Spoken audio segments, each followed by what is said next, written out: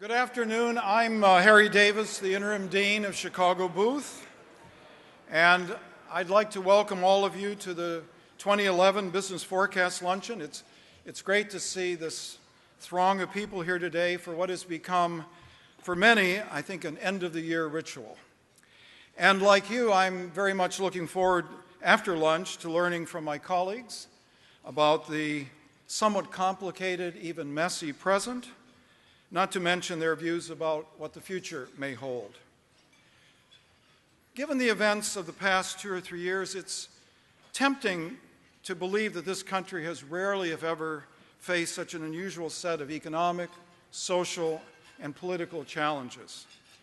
Thomas Friedman, writing in Sunday's New York Times, cites a recent poll showing that almost half of America's likely voters feel that the nation's, quote, best days are in the past, unquote.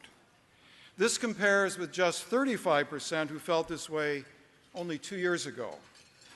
Words such as pessimism, worry, disturbing, and uncertain are heard frequently in whatever media source one prefers. Well, as you know, Chicago Booth is an empirical place.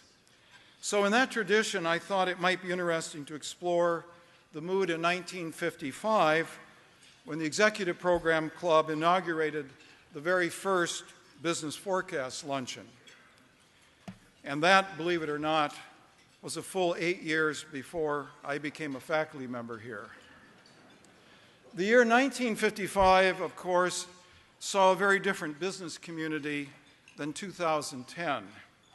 The economy then was driven by the public's insatiable appetite for automobiles. Among the 10 largest employers were GM, Chrysler, U.S. Steel, Standard Oil, Amoco, Goodyear, and Firestone. Today, the largest companies measured by employees are drawn from the retail sector, with Walmart in the lead, and from the high-tech sector. Many in this sector did not exist 5 decades earlier. But all was not good news in 1955. After 10 uninterrupted boom years on the economic front following the end of World War II, the country experienced reduced economic growth and production, increased unemployment, and a short period of deflation. And like today, there was concern about the world outside of our shores.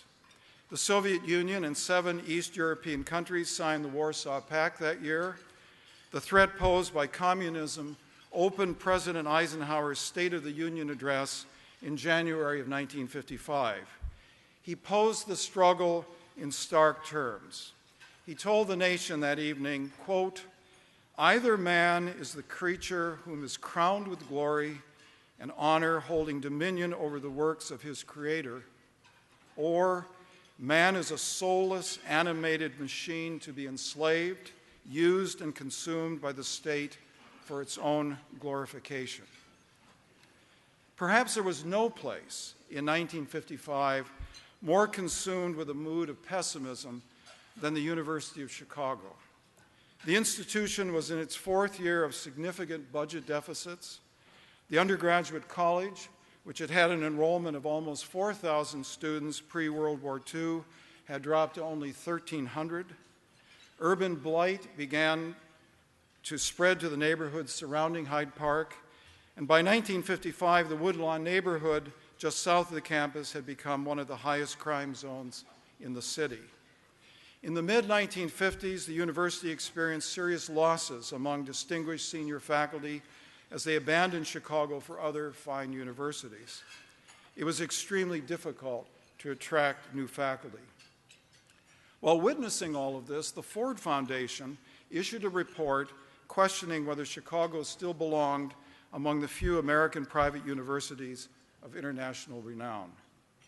Thankfully, this forecast turned out to be wrong. Chicago is still a proud member of that group of private universities of international renown. I only hope that in 55 years from today, another dean introducing the 110th Annual Business Forecast Luncheon will point out that the country's pessimism in 2010, including the widespread belief that, quote, the best days were in the past, was also dead wrong. I often relay to my students that successful organizations, and I can certainly extend this to larger collectives such as cities or countries, are successful because of sound strategies, skillful and consistent execution, both driven by responsible leadership. Chicago Booth certainly illustrates these three ingredients for success. I've known 8 of the school's last 14 deans. All of them have kept this institution on a remarkably steady course.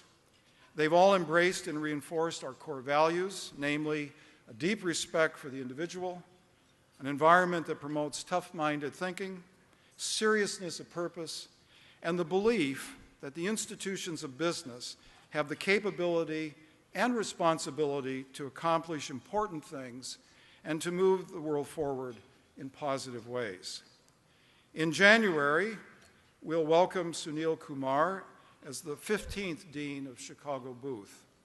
Over the past 5 months, as I've served as interim dean, I've seen him in many situations, and I can confidently say that he embraces and embodies these values and beliefs, just as so many of our students, faculty, staff, and alumni do.